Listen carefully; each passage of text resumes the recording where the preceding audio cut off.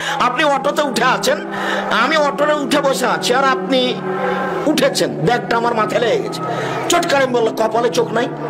কিভাবে উঠেন? যে লোকটা বললো কপালে চোখ নাই, এর স্বভাবই খারাপ। আমি কি নিজে থেকে ওর মাথায় ব্যাগে লাগিয়ে দিয়েছি? কি বলছেন আপনি? আর আপনাকে বলছে এই ছেলে ছেলে, তোমাকে বলছে কন্ডাক্টর তোমার কাছে কত টাকা বেশি ভাড়া চেয়েছে? 5 টাকা চেয়েছে। তুমি সারা রাস্তা কন্ডাক্টরের সাথে ঝগড়া করছো, তার মানে তোমার স্বভাবই খারাপ। রিক্সাওয়ালা কয় টাকা বেশি চেয়েছে তোমার কাছে? 5 টাকা বেশি চেয়েছে। তোমার স্বভাবটা রিক্সাওয়ালার সাথে রিক্সাওয়ালার মতো হলো কেমন? রিক্সাওয়ালার চাকাটা খালি আরেকজনের রিক্সা লেগে গেছে, এই যে গালি দিতে লাগলো, একটা বার আরেকজনের সাথে লেগে গেছে, ও গালি দিল, যেটা চোখের সামনে। পথে চলতে ভুল হতে পারে, আপনাকে মেনে নিতে হবে। পথিককে বলছে আমার টাকা হারিয়ে গেছে, বাড়ি আমার চট্টগ্রাম, 300 টাকা দেন। একবারে টাহা মিথ্যা, তবু ফিরিয়ে দিয়ে না 50 টাকা দিবেন কেন? সত্য হতেও পারে। পথিকের সাথে ভালো আচরণ করতে বলেছেন আল্লাহ।